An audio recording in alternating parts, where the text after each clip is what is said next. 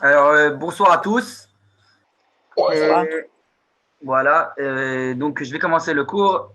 On a dit qu'on allait, on a dit qu'on allait parler ce soir, donc pour se préparer pour Pessah, de la personnalité de Moshe, de Moïse. Et, euh, et donc tout ça, comme bien entendu, selon les enseignements de Manitou, selon, je suis donc ce qui est écrit dans le livre du Rav Cherki dans le domaine, qui s'appelle le livre Beod Moed, qui parle des fêtes de manière générale. Et là-bas, sur Pessah, il a donc un Mahamar qui parle de Moshe, justement, de la personnalité de Moshe, selon ce que lui-même, le Rav Cherki a reçu de Manitou, du Rav Yehuda Léon Ashkenazi. Alors, ça va prendre plusieurs cours, je ne pense pas qu'on finira aujourd'hui, peut-être la semaine prochaine on continuera, enfin qu'on finira, c'est ce que je veux dire. Et donc, on va commencer. Alors, comme ça, premièrement, je fais une petite introduction, je préviens que, on va dire, beaucoup de choses qu'on va dire maintenant dans ce cours, on n'a pas l'habitude de les entendre, et particulièrement sur Moshe Rabbeinu. Et donc, et voilà, on va voir, le Manitou dans ce domaine, il était très Hacham, ce qu'on dit en hébreu, Hacham, ça veut dire qu'il donne tout en étant fidèle aux sources, il nous montre une nouvelle manière de redécouvrir les sources. Et ça, c'est très particulier à Manitou. En fait, c'est pas comme s'il venait d'inventer quelque chose, c'est comme ça qu'il a reçu, donc, etc., etc. Donc voilà. Donc, première chose, et en même temps, il y a beaucoup de gens qui rentrent en même temps, donc voilà. Donc, première chose, j'ai dit, on va commencer. Alors, on a dit, première chose, Moshe Rabbeinu lui-même, Moïse. Première chose, il a deux rôles. Deux rôles. D'un côté, à la fois, il est le libérateur d'Israël, et à la fois, c'est lui qui nous donne la Torah. Le transmetteur, celui qui va nous transmettre la Torah, donner la Torah. Et il est aussi le libérateur, on va dire, politique, militaire, etc. C'est lui qui, physiquement, nous sort d'Égypte, nous dirige, notre dirigeant. Donc, a priori, ces deux rôles qui sont a priori pas forcément. C'est pas évident que ce soit la même personne qui joue les deux rôles. À la priori, il y aurait pu y avoir deux personnes différentes pour ces deux rôles. On a dit séparer les pouvoirs, etc. Un qui s'occupe d'être notre rabbin et un qui s'occupe d'être, on va dire, notre chef politique, etc. Et pourtant, on voit bien que dès le départ, la Torah nous enseigne déjà, même dans ça, dans le simple personnalité de Moshe, un enseignement. Et on va voir exactement c'est quoi exactement. Même si c'est deux identités différentes, on a dit une identité qui est politique, on va dire militaire, etc. L'autre identité, elle est religieuse, toranique. Donc, et pourtant, Moshe joue les deux rôles. Et hop, voilà. Ouais. Donc voilà. Donc ce que je dis, c'est comme ça. 2 minutes, voilà. Alors d'ailleurs, à tel point que je vous dis que c'est un peu paradoxal, c'est la personnalité de Moshe à ce point-là, c'est que même Freud lui-même, par exemple, Freud, il pensait que vraiment, il pensait que du fait, c'est pas possible que ce soit la mais du moins très différent.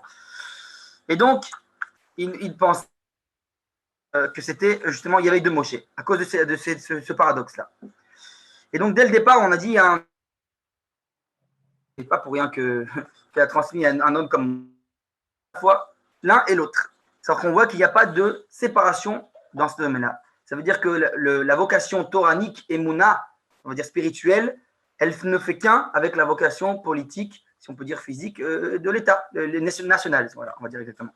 Donc elles ne font qu'un. Alors si vous vous rappelez les cours qu'on a dit dans les cours précédents, que ça, il y a aussi un autre degré, le degré universel, etc. Le monothéisme, on a dit, le Dieu est un, c'est pas il y en a qu'un parmi, enfin, et pas deux, c'est pas que ça, c'est bien plus, c'est qu'il y en a qu'un, unicité dans toute la création. Donc c'est ça le véritable monothéisme, c'est voir qu'il n'y a pas de contradiction entre les différentes valeurs qui paraissent se contredire. En tout cas, ça c'est le premier enseignement qu'on doit en tirer par rapport au vis-à-vis. Et donc, comme on a dit, c'est pas possible d'avoir une indépendance politique. C'est-à-dire qu'il n'y a pas ça l'un sans l'autre. C'est ça qu'on nous apprend. Pas d'indépendance politique sans la Torah. Et de notre manière, le côté national, l'identité nationale qui se crée, eh ben, la Torah, elle en est une partie, un composant central. Ça aussi, l'un ne va pas sans l'autre. On parle souvent de nationalisme. Le nationalisme est manquant. Tu vas ça. Je vous demandais. aux personnes qui viennent de rentrer de couper leur micro, si c'est possible, pour qu'il y ait des bruits, pour pas de dérangement. Et donc, dès le départ, on nous dit voilà, que même le côté national, il est manquant s'il manque de Torah. Et d'un autre côté, inversement pareil, que la Torah est manquante si tu omets le côté national. C'est-à-dire que les deux ne font qu'un. Et donc, notre étude va justement tourner de la personnalité de Moshe. Donc, on a dit qu'il nous fait sortir d'Égypte. Et donc, on va voir que ça fait répercussions on étudie ce sujet. A priori, c'est justement pas. Moi, est-ce qu'on peut. Je vous demande de couper leur micro. On entend des bruits à l'arrière, en arrière-plan. Et donc j'ai dit donc que.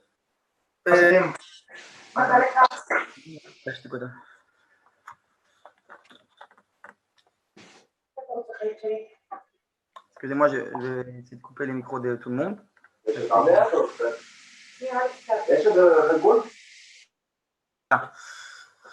Donc, comme j'ai dit, excusez-moi le dérangement. Donc, celui qui nous fait sortir d'Égypte, et on va voir que c'est pas pour rien qu'on étudie ce sujet. Ça veut dire, comme c'est souvent en schéma, il dit, on n'étudie pas un truc pour savoir ce qu'il y avait dans le passé. On n'est pas que des. On va dire c'est pas que le côté historique. Ça a des répercussions sur savoir quelle est l'identité de notre libérateur de nos jours aussi. Parce que le fameux personnage du Mouillard, qu'on attend avec tant d'impatience, plus ou moins se rapprocher, de commencer à comprendre qui est l'identité, qui est cette personnalité du Mashiach, du Messie. Donc il faut comprendre qui c'est les libérateurs, ceux qui amènent la délivrance. Ok. Donc je continue. Et donc on va, comme les enseignements du Rav Mitoui nous dit, on va étudier un principe du Talmud qui est dans la Maseret Megillah, dans le traité de Megillah, qui dit Nevoa sheutzrera ledorot nirteva veshelo utzrera ledorot lo nirteva. Donc il dit une prophétie qui est relative, on va dire, à toutes les générations. Alors elle a été écrite, donc elle est inclue dans le Tanakh, dans la Bible. Alors qu'il y a plein de prophètes à l'époque du Tanakh, de la Bible, il y avait des milliers de prophètes, et c'est pas tous, ils n'ont pas eu tous, on va dire, le mérite, si on peut dire ainsi, que leur prophétie soit écrite dans la Bible, dans le Tanakh. Pourquoi? Parce qu'elle n'était pas relative à toutes les générations futures. Elle est seulement à leur génération propre en leur temps. Et donc il dit, le principe du Talmud dit, si les prophéties qui nous ont été incluses dans le Tanakh, dans la Bible, celles-là, elles sont.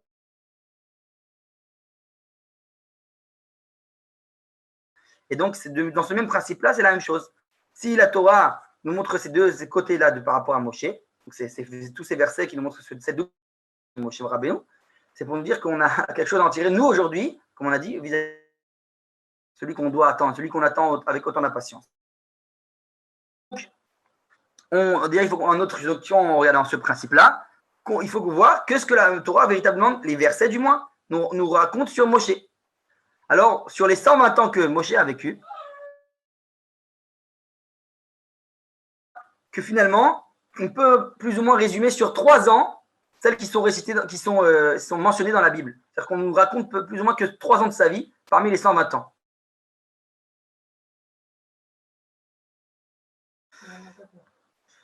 En tout cas, donc on a dit que sur les 120 ans qu'il a vécu, il n'y a que 3 ans plus ou moins qui sont restés, années par exemple de sa jeunesse, quand il est né, très vaguement, ça, toute la période où il est etc. C'est en quelques versets très succincts, très rapidement. Et ensuite, on va dire, la première sortie d'Égypte, qui est, on va dire, en gros, c'est cette partie-là qu'on raconte en plus de détails. Et bien sûr, la dernière partie en fait de sa vie, c'est-à-dire la dernière année avant sa mort et avant l'entrée en terre d'Israël. Donc ça, c'est plus ou moins sur 3 ans, on peut résumer vaguement tout ce qui nous est dit sur Moshe, ce qui sont écrits noir sur blanc, on va dire, dans la Torah. Ça, c'est le premier point. Et donc, a priori, il y a 117 ans de sa vie que de la Torah ne parle même pas. Donc ça, c'est un grand principe qu'on a dit, que la Torah, ce n'est pas un récit d'histoire seulement. Du coup, elle nous raconte ce qui nous intéresse, entre guillemets, qu'on a dit pour les générations. Ce qui a quelque chose à nous apprendre à nous. Elle ne va pas nous raconter, entre guillemets, la vie de Moshe si ça n'a pas de répercussions pour nous. Elle nous raconte ce qu'elle veut nous raconter. La Torah, c'est-à-dire qu'elle est divine, donc elle nous raconte ce qu'elle pense, enfin, ce qui doit avoir une répercussion. Et donc ça, c'est un point important aussi pour suivre Moshe. Donc on veut comprendre ce que la Torah veut qu'on comprenne de qui était Moshe. Donc on va essayer d'analyser ces années-là qui sont mentionnées dans la Bible. Ok. Et donc ce qui fait qu'en fait, concrètement, si la Torah n'a pas pris la peine de nous raconter sur les 117 ans autres, ça veut dire qu'apparemment elles ne sont pas indispensables pour comprendre qui était véritablement Moshe. Les années qui sont critiques à comprendre qui elle était, c'est les années que la Torah nous raconte. Ça, c'est un point important qu'on souligne. Et maintenant, ça, c'est le premier point qui est important à souligner. Maintenant, est-ce qu'il y a des questions juste avant que je continue? S'il n'y a pas de questions, je vais continuer. J'allais dire, pour les questions, je vais couper le micro 2 secondes, c'est ceux qui veulent poser des questions. Vous rallumez le micro, pardon. L'histoire, là.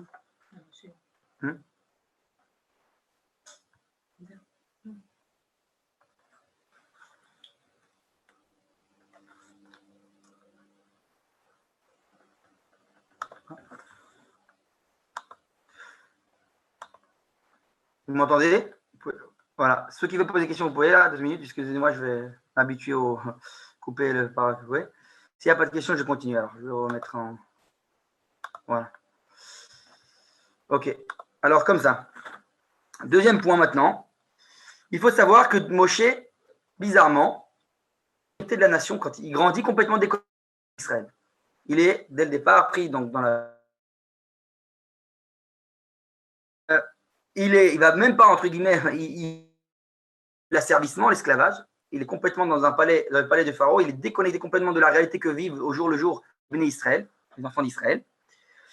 Et il n'a même pas non plus, même le fait que sa propre tribu à lui, Lévi, par exemple la tribu de Lévi, la tribu de Moshe, elle-même, on va dire, même si du moins elle n'a pas eu la malédiction de la tribu de Lévi, particulièrement par rapport aux autres tribus, elle n'a pas eu la malédiction d'être étranger, puisqu'on a dit, Vayavdu Veyanu Otam, c'est-à-dire qu'eux, ils n'ont pas travaillé durement, on va dire, les Lévis, ils ont eu ce privilège, on va dire, de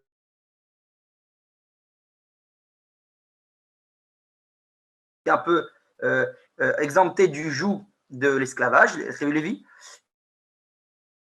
Ça, ils ont quand même été étrangers sur leur terre. Cette sensation d'être étrangers sur une terre qui n'est pas la leur. Ça, ils ont reçu cette malédiction qui dit, enfin, malédiction, pas vraiment une malédiction, mais qui dit que guerre Yezaracha Be'eretz Lolahem. Donc, c'est que seront étrangers, des générations et descendances, sur une terre qui n'est pas la leur. C'est ce qui est dit à Abraham. Donc, les Lévis aussi sont inclus dans ça. Ils sont aussi étrangers dans une terre qui n'est pas la leur.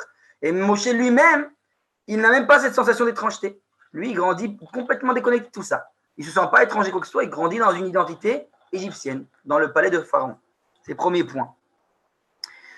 Et donc, lui, il n'a ni la sensation d'esclavage, qu'on a dit de travail difficile, ni la sensation même d'étrangeté. Même le côté psychologique, Moshe ne le subit pas, parce qu'il a grandi dans cet environnement égyptien. Et donc, c'est a priori, c'est bizarre. On se dit, comment celui qui va nous sortir, alors il vit pas, il ne nous comprend pas, entre guillemets, il n'a pas vécu ce qu'on a vécu. A priori, ça paraît, on doit se poser une question.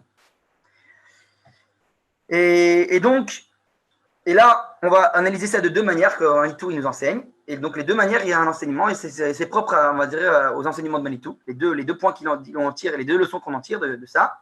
Il dit, le premier principe, c'est général, c'est En chavush matir et atzmo mi beta asirim. Ça veut dire, on dit le prisonnier, il y a un principe chez les sages qui dit qu'il ne peut pas se sortir lui-même de sa propre prison.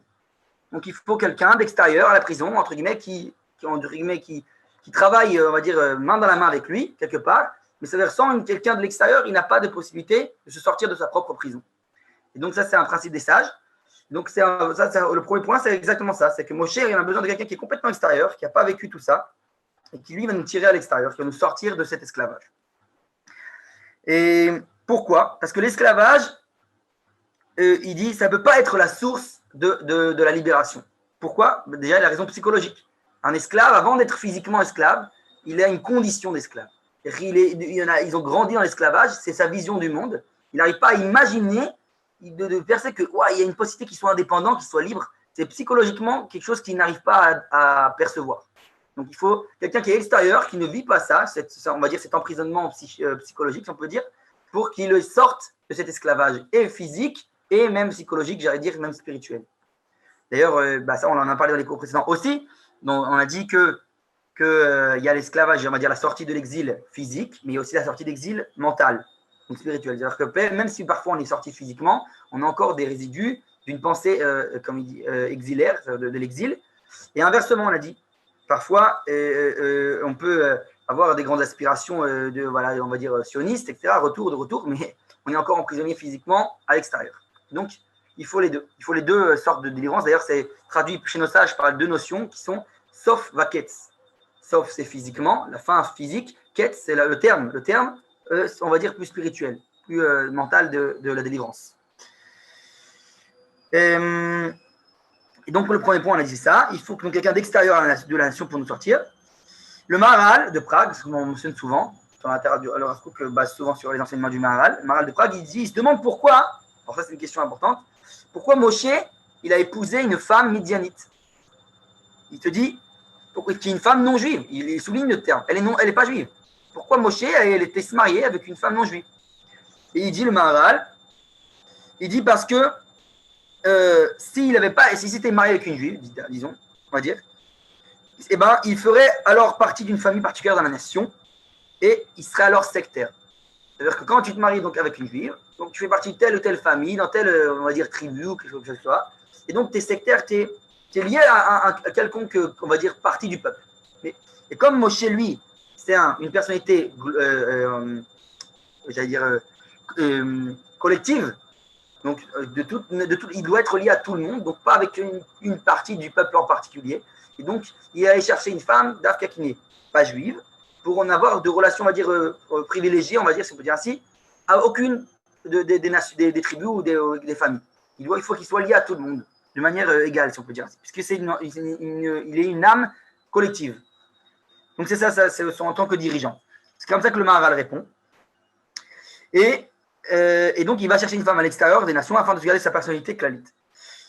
Donc il dit ça dans le Voix d'Hachem. Maintenant le deuxième principe que j'ai dit, donc Manitou s'y souligne. Donc il y a le premier principe qu'on a dit, on a dit le côté qu'il faut quelqu'un d'extérieur qui nous sorte de cet emprisonnement. Et le deuxième principe, plus profond maintenant, qu'on va en tirer, c'est le fait qu'il existe une importance. D'ailleurs, alors ça on en a parlé souvent quand on a parlé du côté universel. Je vois une note, parce qu'on a son âme contient tout Israël et ça aurait été comme épouser sa sœur. Alors, le côté avec sa sœur, je ne me rappelle pas. Mais en tout cas, oui, le côté, c'est une âme collective, oui, effectivement.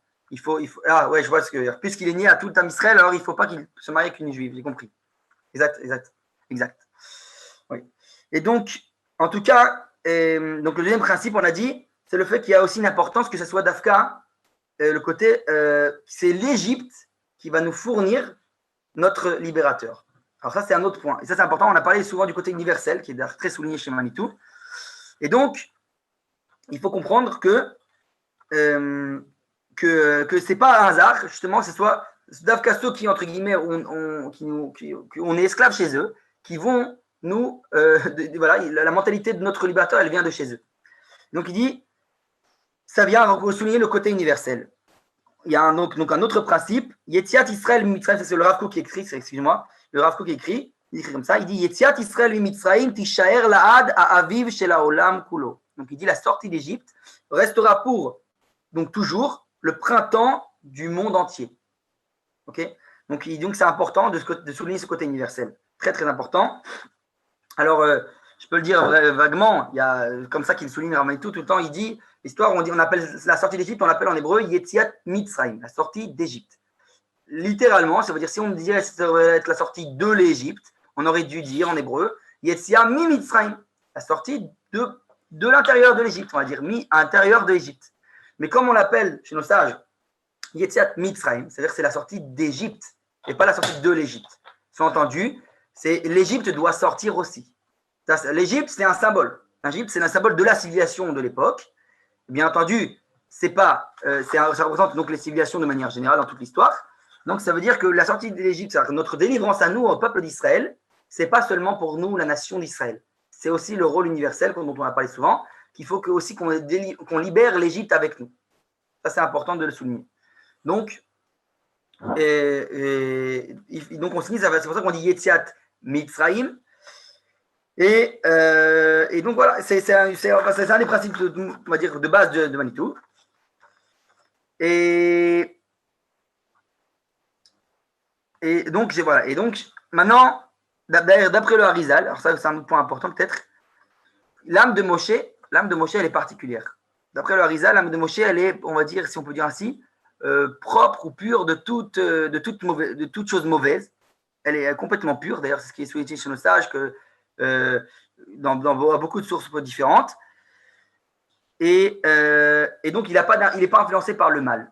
Mais alors, ça c'est la fameuse question qu'on doit se poser. Le judaïsme, la base du judaïsme, c'est le libre arbitre.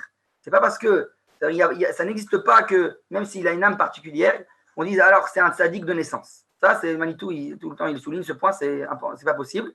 Le judaïsme, il est pour le libre arbitre. Donc, même si Moshe a une âme particulière, ça veut dire que lui aussi, il a, on va dire, sa part, son libre arbitre, c'est-à-dire ça, de choisir de faire le mal ou le bien, si on peut dire ainsi. Mais c'est vrai que son mal à lui, c'est pas dans le même degré que le mal à nous. C'est ça qui fait que ça a son âme particulière. Ça veut dire que sa tentation à lui, là où il va y avoir une épreuve pour lui, ça va être dans un autre degré que le nôtre, du fait de la grandeur de son âme. C'est par exemple le fait que il dit comment on dit entre guillemets, quels idéaux, lui dans sa tendance, il veut dire quels idéaux doivent être réalisés maintenant dans l'histoire. C'est ça sa tentation. C'est-à-dire que dans l'histoire, elle est compliquée. Il faut savoir à chaque fois à quelle période de l'histoire, à quel moment, quel idéal il doit être réalisé concrètement. Et c'est ça la grande difficulté on va dire, de Moshe, vis-à-vis de sa grandeur. Il faut savoir à quels idéaux maintenant il doit descendre dans la réalité ici-bas sur Terre. Donc c'est ça, si on peut dire, son penchant à lui, du fait de la grandeur d'âme. Et maintenant, on va plus analyser le texte. Voilà, je vous ai ramené le Chumash. Alors, je vais partager le texte. Voilà. Je vous ai ramené le Chumash. Attendez. Excusez-moi.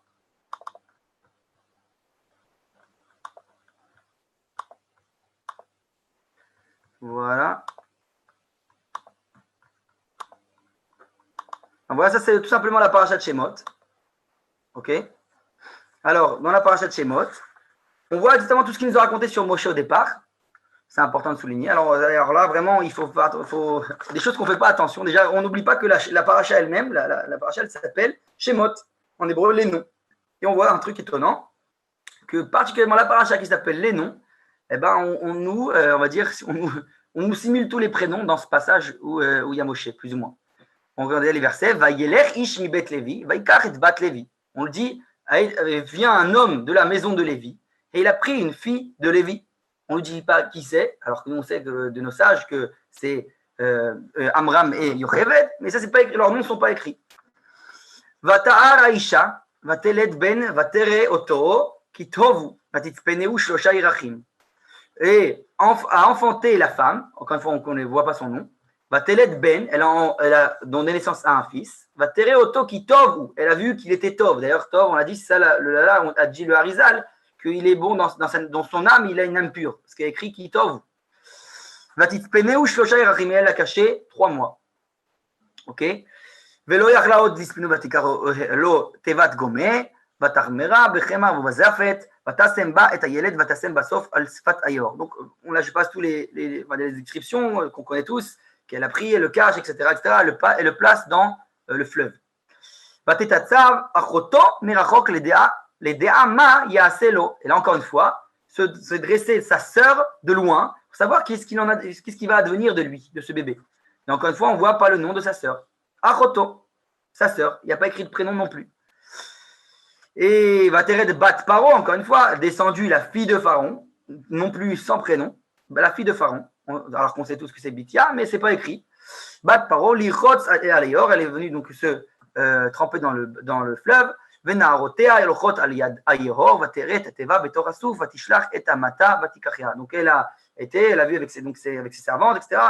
Elle a tendu les bras, elle a pris, donc elle a vu le bébé, etc., etc. Je passe tous les détails qui sont connus. En tout cas, on voit déjà, comme on dit, ce point très que souligne Rav Manitou, qu'il n'y a pas de prénom, complètement a priori sans identité.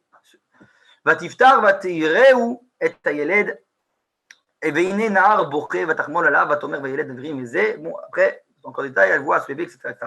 Alors avant que je continue, Bon, il y a encore, je vais finir juste ce petit passage. Vatomer achoto el bat paro, donc elle voit la sœur, elle dit voilà, elle est karatila risha, elle amène une femme pour l'allaiter, etc. Mina ivriot, des Hébreux, vategne klar vetayaled. En tout cas, tous les récits, on voit l'enfant, la sœur, la fille de Pharaon, etc. Tout ça, toujours sans prénom. Vatomer la bat paro, les rivateler, alma vatikra et em ayaled. Donc, elle appelait l'enfant du bébé. Et bon, après, ça continue dans ce même contexte. Ce qu'il faut souligner, donc on a dit déjà, il n'y a pas de prénom. Même Moshe lui-même, au départ, on ne nous dit pas son prénom. Alors que dans la Tanakh, c'est contraire d'ailleurs à l'idée du Tanakh, généralement, dans la Bible, quand on a vu à plusieurs endroits dans les autres parachas, par exemple dans le livre de Bereshit, à chaque fois qu'il y avait une naissance, souvent on dit, elle l'appela ainsi parce que, et hop, on donne la raison de son prénom. Une raison quelconque. Toutes les raisons de tous les prénoms presque dans la Bible. Et là, tout d'un coup, on voit une naissance. Vatelet Ben écrit, elle a identifié un fils. Et il n'y a pas écrit parce que, truc, elle n'a pas de prénom et même pas de raison du prénom. Pas de prénom. Donc, c'est un point à souligner. Et donc, le Rav nous enseigne pourquoi c'est comme de cette manière qu'on décrit la naissance de Moshe. Justement, c'est lié à sa grandeur d'âme collective. Il est, quelque part, il a une tellement grandeur d'âme qu'il est lié à personne véritablement. Il n'a pas de lien ni de père, ni de mère, ni de sœur, ni de la fille de Pharaon, ni personne. Il est lié à tous. Du fait qu'il est lié à personne, en fait, il est lié à tous. Donc, il n'a pas de lien particulier, comme on a dit, sectaire. C'est pour ça qu'on ne décrit pas ni le nom de sa père, ni etc. C'est sa sœur, son frère, la fille d'un Lévi, etc. Tout ce qu'on a décrit jusqu'à maintenant. Et d'ailleurs, les sages nous disent que son âme pure, elle vient de la première lumière de la création. Ça, c'est important aussi de le souligner. Et les sages, ils font quoi? Ils font un parallélisme entre le verset qu'on a dit, où il y a écrit dans le Bereshit, Vayar Elohim et Taor Kitov. Vous vous rappelez d'abord dans le Bereshit, il y a écrit et Dieu vit la lumière et il vit que c'était bien. Kitov. Et là, on voit le même Kitov. Le Hazad tire son enseignement. Kitov. Kyoto Kitov. Ce fameux Kitov là, ce bon, c'est cette âme qui vient, qui tire du début de la première lumière, du premier jour de la création. Donc, on voit une âme particulière qui apparaît dans ce monde. Mais, on a dit, comme j'ai souligné tout à l'heure, donc il a quand même ses épreuves. Et donc, il va avoir, lui aussi, c'est de voir se mesurer à certains problèmes, parce que ça, c'est la grande base du libre arbitre dans le judaïsme. Donc, c'est pas parce qu'il a une âme particulière que, entre guillemets, on a dit, il n'y a pas de maktoub comme dans l'islam, tout est écrit, son destin n'est pas écrit d'office, il va falloir qu'il prenne part à son futur, qu'il va devoir, on va dire, se parfaire dans ce sens-là. Et d'ailleurs, on continue, je vais voir par la suite, la deuxième page, et là, c'est la suite donc de ce qui est écrit. Alors on commence au verset Vaigdal. Vous voyez à la fin de la première ligne en haut, Vaigdal Ayeled. Et l'enfant grandit.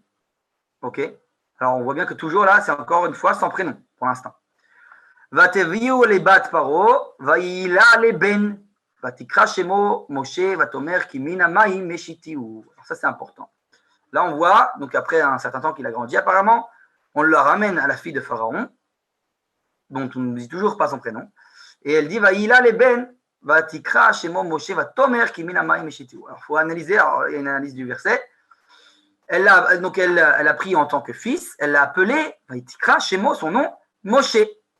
Elle dit Vatomer kimina maï meshitiu. Alors ce verset, il pose plusieurs questionnements. Elle dit donc elle dit que de l'eau je l'ai tiré des eaux, comme on dit souvent en français. Alors il faut savoir que le nom Moshe, premièrement, l'enseignement MeToo nous dit que d'après même les chercheurs, etc., il y a plusieurs hypothèses pour savoir quelle est la signification réelle du nom Moshe. Mais en tout cas, ce qui est sûr, il dit que c'est que ce n'est pas un nom hébreu. C'est un nom égyptien, Moshe. Okay. D'ailleurs, même si je souligne, il y a même le Midrash qui nous dit que Moshe, il avait 10 prénoms, etc. Et Moshe, c'est celui que la fille de Pharaon lui a donné. Et ce n'est pas un nom hébreu, c'est un nom égyptien. Et alors, il faut souligner donc les points importants là. Il y a parmi les chercheurs, deux significations en égyptien, ce qu'ils disent de ce que eux prétendent, ce que veut dire Moshe. Il y en a qui pensent que Moshe, ça veut dire en égyptien fils. Donc, ça irait avec le Vatikar Liben, etc., qu'elle a pris en fils. Elle a appelé, donc pour ça nous donne la raison pourquoi elle a appelé Moshe, parce que là, c'est son fils. Elle a pris en fils. Et le deuxième pense que Moshe, ça veut dire Maïm en égyptien, l'eau. Donc, c'est marloquette, comme on dit, controverse entre les chercheurs. Mais en tout cas, il y a le point qui est le plus important pour nous, c'est le côté, le Vatomer. Vous voyez, dans le verset, il écrit Vatomer. A priori, c'est un mot superflu, ce Vatomer. Ce qu'on vient de dire, qu'elle a pris en fils, et elle a appelé Shemo Moshe, Vatikra, elle a appelé son nom Moshe. Donc on sait que c'est déjà elle qui parle, que c'est la fille de Pharaon qui parle. Pourquoi on a besoin de dire et elle dit? C'est un mot superflu, tu aurais pu dire Vatikra Shemo Moshe, Kiminamai Meshitiu, parce que de l'eau je l'ai sorti. Pourquoi tu as besoin de répéter le mot Vatomer, et elle dit? Alors les commentateurs disent de là, comme tout mot superflu dans la Torah, il vient nous donner un enseignement, nous apprendre en profondeur. Et donc ça c'est pour nous dire qu'en fait, sous-entendu là, le Vatomer, c'est plus la fille de Pharaon qui parle, c'est quelqu'un d'autre. Il faut savoir c'est qui ce quelqu'un d'autre. Alors il y a des commentateurs qui répondent à ces questions et ils disent c'est Yocheved, la mère de Moshe, la mère biologique, si on peut dire ainsi, de Moshe, qui dit Mina Maï Mishitiu. Alors là, il y a un grand principe, et souvent il faut comprendre, c'est qu'il dit comme ça, puisque Moshe n'est pas un nom hébreu, et que là, tout de suite après, on a dit le verset vient nous donner, entre guillemets, elle a vu que voilà, le destin a fait, si on peut dire ainsi, que son nom est un nom égyptien, mais on va dire comme bonne fille du peuple hébreu, elle est obligée de trouver une corrélation entre la signification égyptienne de son prénom et la signification hébraïque. Et donc elle va essayer de donner un sens hébreu après qu'il a déjà été appelé Moshe à son prénom. Et donc c'est là qu'elle dit Vatomer qui mina maï mishitiu, parce que je l'ai tiré des eaux. Mishitiu, ça peut dire c'est la racine de Moshe. Okay, donc c'est comme ça que le commentateur qui dit ça, c'est Rabbi Yitzhak Ababanel, si je ne me trompe pas. Oui, exactement. Rabbi Yitzhak Ababanel, c'est lui qui explique comme ça. Il dit ce Vatomer, c'est Yocheved. C'est comme ça qu'il explique. Et donc il va donner un sens hébraïque au nom égyptien. Donc savoir, encore une fois, c'est cette idée monothéiste du judaïsme de tout le temps de trouver le sens de la providence, de la même si concrètement elle a un nom égyptien, eh bien on essaie de trouver, de chercher dans la profondeur. C'est pas par hasard, il doit y avoir, c'est-à-dire que là, il doit y avoir aussi une signification hébraïque. Et donc ça vient encore une fois accentuer et exprimer la double identité de Moshe. Il a son côté égyptien et son côté hébraïque. Il a une double identité. Et comme on l'a dit, ça c'est aussi du fait qu'on a dit au départ qu'il a une âme particulière, collective, très pure, qui est liée à la lumière le premier jour de la création, qui fait en fait qu'il est lié à toute l'humanité. Donc il a aussi son particularisme national vis-à-vis d'Israël, mais aussi son rôle universel à jouer.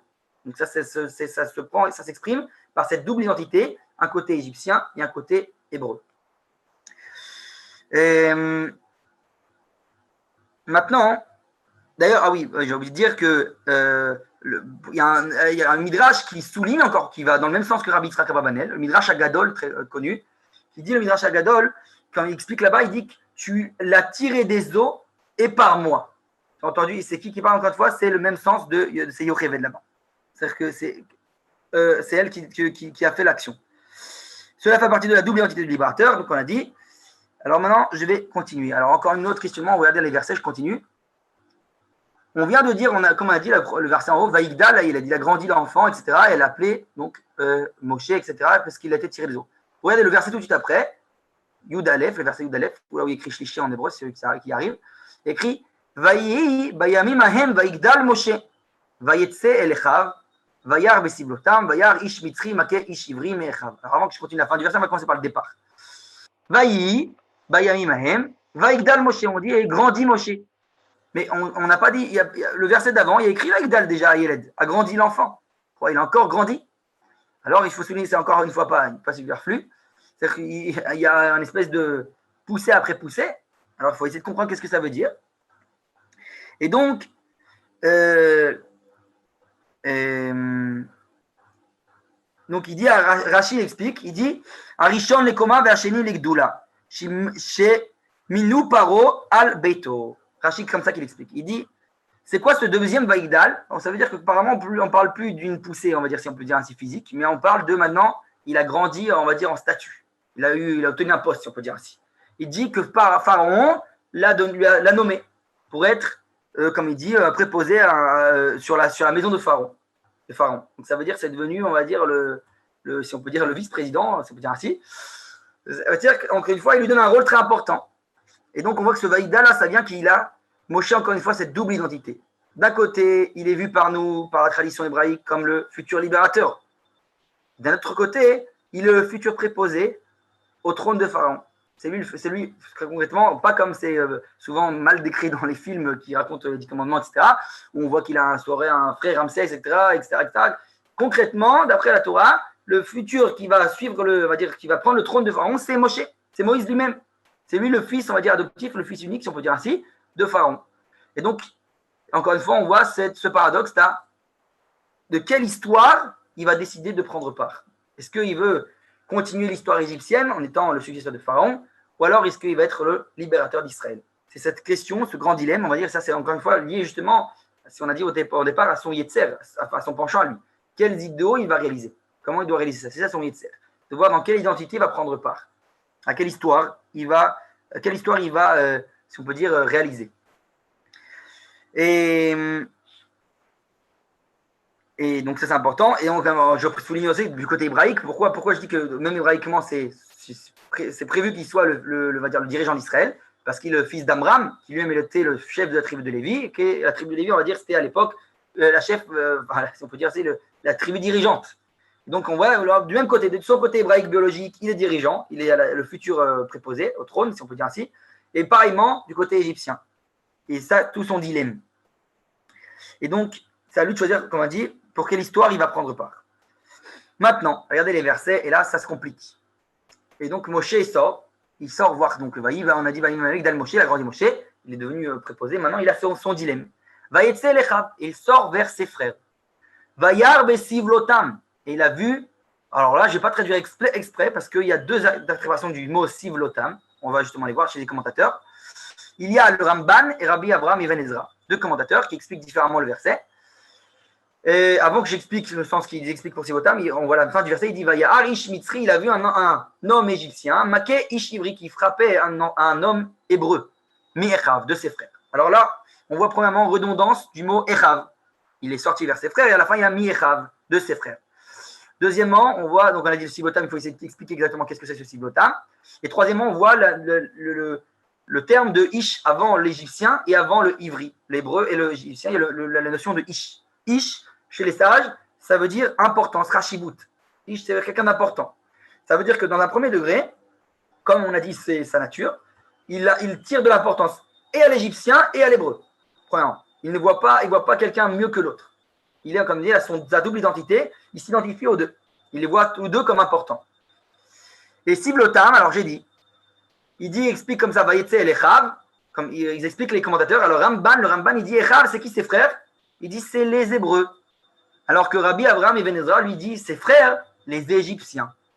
Donc on voit, alors c'est comme ça que Rav Cherki nous enseigne, bien sûr de Rav Mantou, il nous dit que quelque part Moshe il a été tranché entre la marloquette entre le Ramban et Rabbi Abraham Ibn Ezra. Bien sûr qu'il est bien avant, mais ce qu'on a à dire que il vient trancher et on va savoir si en fait c'est qui ses frères véritablement. Est-ce que c'est les Hébreux ou est-ce que c'est les Égyptiens? C'est exactement son dilemme à ce moment-là, à ce moment précis.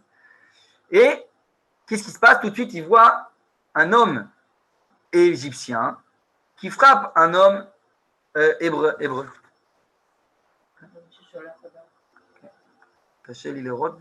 On m'envoie des messages, alors peut-être que je vais couper le micro, c'est qu'il y a des questions, quoi que ce soit. Je vais essayer de répondre aux questions. Allez, vous voyez plus le texte peut-être? Attendez, on va couper le... Regardez, je ne vois plus.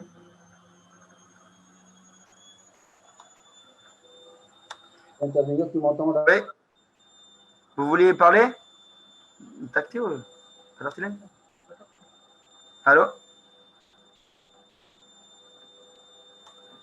Vous m'entendez? Il y a quelqu'un qui voulait dire quelque chose, excusez-moi.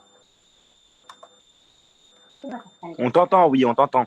Oui, il y a quelqu'un qui voulait poser une question, non? On va envoyer plusieurs messages en même temps.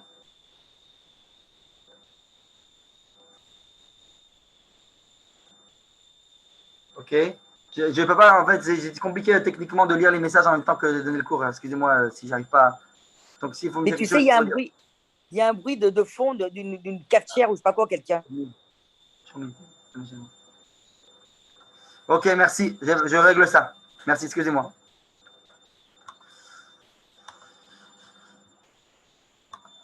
Ok. Alors, voilà, je règle ça, excusez-moi, du bruit. En tout cas, je reprends. Et j'en étais où? Voilà. Et donc, je disais que il y a le Ramban et Rabbi Abraham Ibn Ezra. Alors, je vais repartager le texte. Hop. Donc, le Ramban et Rabbi Abraham Ibn Ezra, on a dit, l'un dit que ses frères, c'est les Hébreux, l'autre dit que ses frères, c'est les Égyptiens. Et donc, Moshe est en plein dilemme du fait de son identité double. Et donc, il doit choisir. Et là, il est moral, on va dire de sa manière nature, comme on a dit, il a une grandeur d'âme. Donc, il est très moral. Et a priori, son côté, là où il va trancher, c'est pour le faible. Son premier degré, c'est trancher pour le faible. Et donc, il voit que l'Égyptien frappe l'Hébreu, a priori, il va prendre parti. Et donc, dans cette deuxième partie du verset, à la fin, il y a Me'echav de ses frères. Cette fois, ses frères, ils tranchent que c'est les Hébreux. Ivri, Me'echav. L'Hébreu, c'est son frère, parce que c'est lui qui est battu. C'est lui le faible, donc Moshe va trancher pour le faible et va le soutenir, si on peut dire. Donc, à ce niveau-là, il s'identifie avec le faible, et il justement ne s'identifiait pas avec celui qui frappe, qui est immoral, si on peut dire ainsi. Mais ensuite, le verset d'après, Vaïfen kovacho vayar ki en ish vayar et amitzri vayitmeneu bachol. Alors là, encore une fois, important. Il dit comme ça, il a regardé par-ci par-là, il a vu qu'il n'y avait pas d'homme, ish, important, si on peut dire ainsi. Vayar et amitzri, il a frappé l'Égyptien, donc dans le sens il a tué, il a caché dans le chol, dans le sable. Alors on voit encore une fois accentué, il va y avoir qui est un ish. Il a dit il n'y a plus d'hommes. Vous vous rappelez, j'ai dit tout à l'heure, quand il y a la notion de ish, c'est l'importance. C'est-à-dire que là, il voit il n'y a plus d'importance, il ne donne plus d'importance à l'Égyptien. Du fait qu'il s'est comporté de manière immorale, il l'a, entre guillemets, trié, si on peut dire ainsi, ça y est, on l'a sorti du lot, et donc il le frappe et il le fait disparaître. Il en fait du chol, du sable, etc. Donc, ce que ça veut dire, encore une fois, c'est qu'il ne s'identifie plus du tout à l'identité égyptienne à ce niveau-là. Alors, il y a le Rav Manitou termine de souligner un point important. Il dit que on voit que ce côté-là, on va dire, le côté moral que Moshe, qui dérange Moshe, donc justement, c'est bien avant le fait que Akadosh Baruch s'est dévoilé à lui au Sinaï ou quoi que ce soit. On voit bien que là, au départ, il n'a pas eu de dialogue avec Akadosh Baruch. Et pourtant, il arrive à ce côté degré de morale là, où il va se lier, donc si on peut dire à la morale, à sa nation, d'une manière, on va dire, inconditionnelle, même sans la parole divine. On voit c'est quelque chose qui est dans la nature. Et alors, j'ai oublié de dire, donc j'ai dit Sivlotam, j'ai dit tout à l'heure que le mot Sivlotam, il y a deux commentaires, donc la même chose, Ramban et Rabbi Avraham Ezra. Ils expliquent que le Rabbi Avraham Ezra, il dit que c'est quoi Sivlotam? Il dit c'est comme une matala, c'est-à-dire si on peut dire un travail à faire. Donc il dit Vayar Besivlotam, dans ce sens-là, il dit quand il a vu leur Sivlotam, il dit selon Rabbi Avraham Ezra, il dit Moshe, il a vu qu'ils faisaient bien leur travail, les Bnei Israël.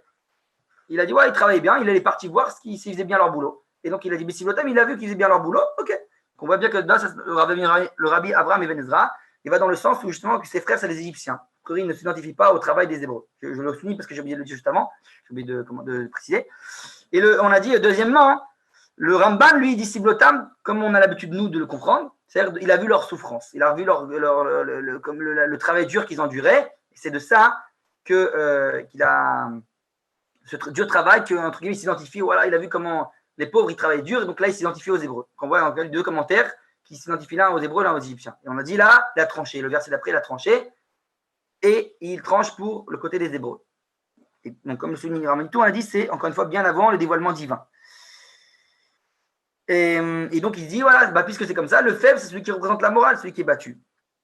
Maintenant, la question, il dit, est-ce qu'il a raison, simplement, de dire que les Hébreux ont raison parce que ce sont eux qui sont battus? Est-ce que c'est juste ou pas?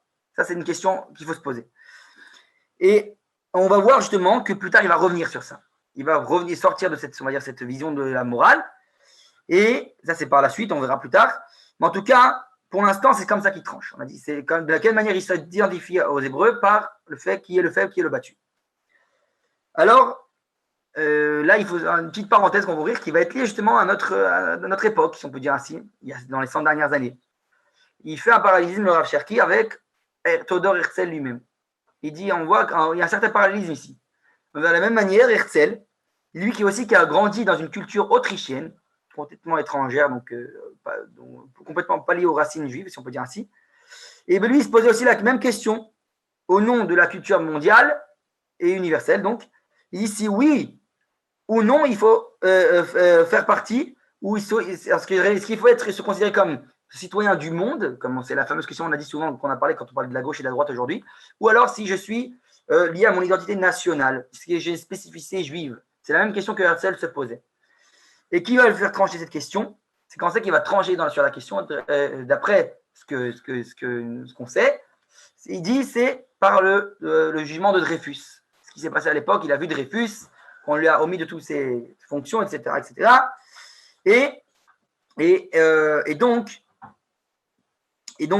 en conséquence de ça, si on peut dire ainsi, alors le Rachar qui précise que même si historiquement c'est pas totalement vrai ce qu'on dit, ça veut dire que du moins c'est comme ça que c'est perçu. Jusqu'à maintenant, c'est comme ça que c'est enseigné même dans les écoles en Israël, etc. Même si historiquement c'est pas totalement correct le fait de lier directement ça au jugement de Dreyfus, mais en tout cas malgré tout, on voit que c'est lié quelque part ou ailleurs. Il va écrire après l'État des Juifs. Et ensuite, il va créer ce qu'on appelle la Histadrut Hatzionit, donc l'ordre, je traduis ça littéralement, l'ordre sioniste, je ne sais pas comment on pourrait traduire autrement. En tout cas, la Histadrut Sionit, donc ce qui le pousse à prendre parti pour le nationalisme, pour sa particularité, on va dire, juive, et ben, c'est justement ce fait qu'il y a un juif qui est, on va dire, dénigré par un non-juif. Donc ça nous fait un certain parallélisme avec exactement ce qui vient de se passer ici avec Moshe. Il prend le part pour le faible. C'est celui qui est complètement dénigré, qui pour lui il représente la morale. Donc ça, il y a un certain parallélisme à faire. Et comme encore une fois, je précise, même si chronologiquement, ce n'est pas totalement exact, c'est l'impression qu'il en reste pour les générations. Comme ça que les gens le perçoivent. Ok ? Et donc, pareil, maintenant, on reprend à Moïse. Lui, à ce stade, donc, il tue l'Égyptien. Et donc, comme j'ai expliqué, il se identifie plus à ce Ish, il ne voit plus d'importance dans l'Égyptien. Et donc, ça veut dire qu'il a tranché sur l'histoire. Ça, je l'ai déjà dit, excusez-moi.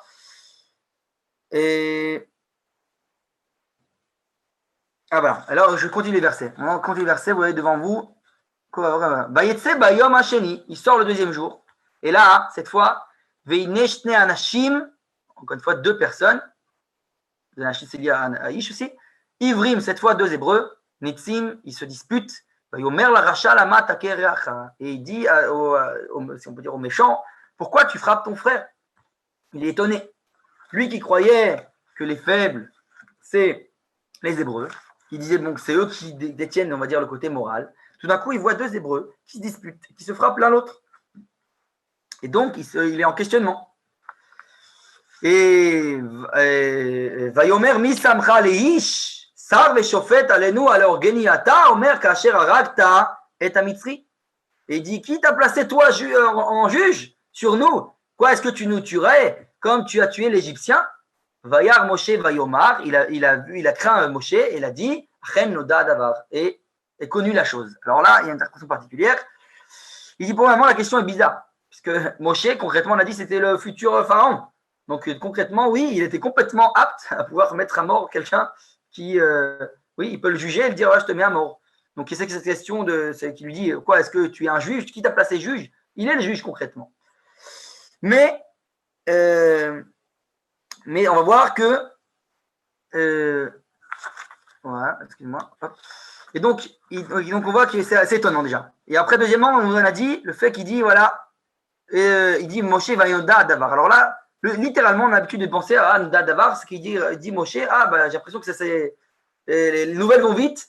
J'ai tué l'Égyptien, tout le monde est déjà au courant. Alors voilà, j'ai un problème. Et ben, le Rashi, c'est pas ce qu'il dit. Le Rashi, il dit là-bas, il dit qu'il a compris à ce moment-là pourquoi, entre guillemets, ils sont esclaves. La fameuse question qui se posait au départ, pourquoi ils sont dans cette mauvaise condition morale, si on peut dire ainsi, les Hébreux, il dit finalement, là, il dit Noda Davar. Il a compris lui, c'est pour lui que Noda Davar, c'est connu la chose pour Moshe. Il a compris que, il dit finalement, eux aussi, ils le méritent. Leur sort, ils le méritent, les Hébreux. Il ne voit plus de différence. C'est-à-dire que maintenant, il ne prend plus parti ni pour les Égyptiens, ni pour les Hébreux. Il dit finalement, les Hébreux ne sont pas mieux que les Égyptiens, puisqu'ils se frappent. Et voilà, ils sont tout aussi immoraux que les autres. Donc, à ce moment-là de la personnalité de Moshe, on voit qu'il ne prend pas avec plus personne. Il ne s'identifie à plus aucun d'entre eux. Et Manitou, il précise tout le temps. Maintenant, donc, ce qu'il va faire en conséquence de ça, il va s'enfuir. Qui s'identifie ni à l'un de l'autre, il s'enfuit. Donc, bien sûr que Pharaon veut le tuer, etc. Il commence à être un danger. Parce que, comme il explique Manitou, il dit si maintenant il ne s'identifie ni aux Hébreux ni aux Égyptiens, alors il devient un réel danger. Ça veut dire qu'il y a plus de, il fait plus partie de cette histoire ou de cette histoire. Donc c'est pour ça que cette volonté de le tuer. Il va plus continuer l'histoire égyptienne, l'histoire hébreu. Maintenant, il fait un parallélisme Manitou, il dit il y a aussi des Juifs comme ça, comme Moïse à ce stade-là, si on peut dire ainsi. Il y a des Juifs, il dit, qu'ils ont désespéré de l'Europe et aussi d'Israël. Et eux, ils cherchent un troisième peuple pour être sécessionnistes, entre guillemets. Ça veut dire qu'il y a des gens qui ont aussi même désespéré de l'histoire de l'État d'Israël et de l'Europe, parce qu'ils ont vécu en Europe, et donc parfois ils essaient de créer une nouvelle identité sur ces bases-là. Et donc c'est ce que Moshe traverse à ce moment-là. Mais on va voir qu'il se passe autre chose. Moshe, en tout cas, c'est ça ce que je vais finir aujourd'hui le cours, c'est que Moshe, à ce stade, il veut créer une nouvelle identité, si on peut dire, de morale. Et c'est ce qu'il fait. Comment il le fait? Le fait qu'il maintenant il va fuir pendant 40 ans chez Yitro. Alors là, c'est les grands secrets. Je vais enlever le texte pour que vous puissiez voir un petit peu. Là, il va fuir chez Yitro. Alors, il faut savoir qu'il y a plusieurs midrashim sur ça. Effectivement, qu'est-ce qui se passe chez Yitro? Alors, il faut comprendre que, contrairement à ce qu'on pense, chez Yitro, alors comme ça que nous dit le Rav Cherki, il y a plusieurs sources qui allusionnent de ça. Il nous dit, il est parti étudier la Torah chez Yitro. C'est un point important. Chez Yitro, il va étudier la Torah. Alors d'abord, pourquoi il fuit là-bas? On l'a dit tout à l'heure avec un peu le Mara, l'idée qu'il va chercher, donc du fait de sa personnalité collective, il va se marier avec une fille extérieure, etc. Mais d'abord, il faut savoir qu'il y a un lien, d'ailleurs le Rabbi Tzadok Miloublin, dans son livre Takanat Hashavim, il écrit là-bas qu'il y a une certaine doucha à Midian. Midian, ça représente une doucha. Étonnant. Pourquoi? C'était les enfants, Midian, c'est un des enfants de Ketura, la fameuse femme de Avraham Avinu. Donc quelque part, Moshe, qui veut qu'on se recentre une nouvelle identité, il ne veut pas poser ça sur n'importe quelle base, il veut quand même chercher quelqu'un de la famille d'Abraham, des descendants d'Abraham, mais d'une autre lignée. Donc il va aller chercher Ketura, les descendants de Ketura qui sont Midian. Ça, c'est le premier point. Deuxième point, pas n'importe qui, on a dit chez Yitro. Yitro, d'après le Midrash, alors il y a plusieurs Midrashim, il y a le Midrash connu qui nous dit qu'il était un des 3 conseillers de Pharaon. Il y avait Bilam, il y avait Yitro, il y avait Yob, il me semble qu'on en a parlé dans les cours précédents. En tout cas, il a fui après le fameux décret de jeter les enfants dans le fleuve, etc. Et donc il est retourné à Midian. Et un autre point important, c'est que Yitro, en fuyant, a récupéré avec lui un fameux bâton, un bâton très spécial, que le Midrash nous raconte, que ce bâton, il est depuis Adam Arishon, depuis le premier homme. C'est un fameux bâton qui aurait écrit des noms divins, etc. Ce qu'on appelle les secrets du Da'at Elohim, les secrets de la connaissance divine. Ce bâton a été transmis, le Midrash nous dit, dans le Pirkei d'Arabie Eliezer, il nous dit, il a été transmis de génération en génération, depuis Noir, etc., Khanor, etc. Et c'est arrivé finalement jusqu'à Yosef, et de son tombeau, Yitro le récupère. Et donc, c'est avec ça qu'il va le planter donc chez lui, dans son jardin. Le Midrash nous dit que seul Moshe, c'est un peu la même histoire que les Calibur, pour ceux qui connaissent, seul Moshe a réussi à sortir le bâton de la terre. Alors, qu'est-ce que ça veut dire exactement ce point-là? Il nous dit le bâton, ça représente la Torah, les valeurs, des traditions, on va dire des secrets des noms divins. C'est une tradition ancestrale qui s'est transmise depuis Adam jusqu'à Yosef, jusqu'à Yitro. Et Yitro va transmettre ça à Moshe. Donc Moshe, quand il part chez Yitro, c'est ce qu'il va apprendre pendant 40 ans. Pendant 40 ans, il va apprendre la Torah. Et donc ça, c'est un point très, très important qu'il faut souligner. Et donc, maintenant, d'ailleurs, puisqu'il apprend la Torah, on dit la véritable Torah, on dit c'est le Dvar Hashem, c'est la parole divine. Donc, quelque part, il va apprendre à être le porte-parole du divin. Entendu, on appelle ça chez nous la prophétie. Un prophète, un porte-parole de Dieu sur terre, ça s'appelle un prophète. D'ailleurs, c'est pas pour rien qu'on dit trop, la Torah nous dit qu'il est le Kohen, comme on dit, s'appelle le Kohen, le prêtre de là-bas, etc. Donc, il y a cette notion qui vient transmettre des secrets. Alors, comme on dit, c'est pas très courant que les gens perçoivent ça comme ça, mais en fait, c'est les secrets. Il faut savoir que c'est les secrets qui se cachent derrière ces midrashim-là, que Yitro, c'est lui qui va, quelque part, prendre part énormément dans on va dire, la formation d'identité de Moshe, dans son questionnement. D'ailleurs, c'est pas pour rien qu'il a eu un grand mérite, que la paracha qui a le don de la Torah porte son nom, etc., etc. On voit qu'il y a une grande partie de l'identité de Moshe qui est dans cette histoire. Et maintenant, puisqu'il a appris à être prophète, il va apprendre en fait que Israël, c'est la grande leçon que Moshe va apprendre, que Israël, malgré ce que lui pensait, comme on dit, du point de vue superficiel, quand il a pensé que finalement, ils ne méritaient pas, ils n'étaient pas pas mieux que les Égyptiens, il va apprendre chez Yitro que finalement Israël, dans leur zgoula, dans leur identité profonde, ils sont aptes, et ils ont le peuple moral, etc., etc. Il va apprendre ça à travers ses 40 ans d'études chez Yitro. D'ailleurs, comme je vous dis, cette même tradition que j'ai dit que Yitro lui a transmis, il faut savoir que c'est la même tradition aussi qu'il y avait chez Shem et Hever, la fameuse yeshiva de Shem et Hever, qui est une transmission des traditions ancestrales des noms divins. Donc c'est quelque chose qui, de génération en génération, s'est donné. C'est bien avant, on a dit le nom de la Torah. C'est ça, c'est important à souligner. Et il y a un autre point aussi. Il dit la fameuse phrase qu'on dit, le Rav Kook, il explique comme ça d'ailleurs. Il dit Vaïrou otanu amitzrim. La racine Vaïrou, c'est le mal. Alors, c'est-à-dire qu'ils nous ont fait du mal. Littéralement, les Égyptiens nous ont fait du mal. Il dit, Rav Kook, Vaïrou, dans le sens, c'est qu'ils nous ont, entre guillemets, ils nous ont influencés à faire le mal. Finalement, le mal qui ressort des Hébreux, ce qu'on a vu tout à l'heure avec un Hébreu qui frappe un autre Hébreu, c'est du fait que de notre asservissement en Égypte, que le mal, certain mal extérieur de nous est ressorti. Donc en fait, c'est eux qui nous ont transformés et qui nous ont, si on peut dire, nous ont influencé à faire le mal. Donc de là, il comprend Moshe, il va comprendre Moshe, que ce mal-là qu'il a vu, c'est superficiel à eux. Ça ne fait pas partie de leur essence. Dans leur sgoula, ils ne sont pas comme ça. Donc il va devoir avoir un regard plus profond. Vous vous rappelez, dans tous les cours, on a parlé souvent du regard profond qu'il faut avoir souvent, pas avoir le regard superficiel, pas voir les choses comme ils paraissent à première vue, toujours approfondir. Bah, c'est la même chose. Moshe va apprendre à travers son étude chez Moshe, ses années de formation, si on peut dire ainsi, chez Yitro, à voir en profondeur, pas superficiellement, et donc comprendre que pourquoi, oui, Am Israël, il mérite, et pourquoi, oui, Am Israël, il a une particularité, même nationale, etc., et son rôle universel après. Et donc, ça, c'est, on va dire, très, très important. Alors, la semaine prochaine, je continuerai sur Moshe, parce qu'il y a encore d'autres points qu'il faut souligner. Je vous ai dit, on ne peut pas finir tout ça en un cours. Est-ce que, jusqu'à des questions, je vais ouvrir les micros, pour que vous puissiez poser des questions pour ceux qui veulent. Hop, hop. Est-ce qu'il y a des questions? Ceux qui veulent ouvrir un micro peuvent poser des questions. Pas de questions? Aucune question? Et ok. Alors, donc on a fini pour aujourd'hui. Je vous ai dit encore, c'est compliqué, mais on va doucement avancer. Mais jusque-là, en tout cas, on voit qu'il y a 40 ans de Moshe, on va dire ses premières années en tant qu'identité égyptienne, si on peut dire ainsi, ou on va dire pas du tout lié, on va dire un côté Torah, si on peut dire ainsi. Ensuite, on va voir 40 ans où il étudie la Torah chez Yitro. Et donc, la semaine prochaine, si Dieu veut, on va commencer à parler d'un autre, les 40 dernières années, donc les fameuses 40 années où il commence à être le libérateur d'Israël. Il va commencer à avoir un rôle politique, à la fois tout ce qu'on a parlé au début, donc il va avoir à la fois le dirigeant d'Israël et à la fois celui qui va nous transmettre, nous donner la Torah. Donc ça, on va parler la semaine prochaine, si Dieu veut, en long et en large. Le cours la semaine prochaine, pareillement, 20h30 comme d'habitude, même jour. Et voilà, j'espère qu'on se voit bientôt. Et voilà, j'ai fini pour aujourd'hui. Bonne soirée à tous. Merci Rav, bonne soirée. Bonne soirée. Bonne soirée. Au revoir tout le monde. Bonne soirée.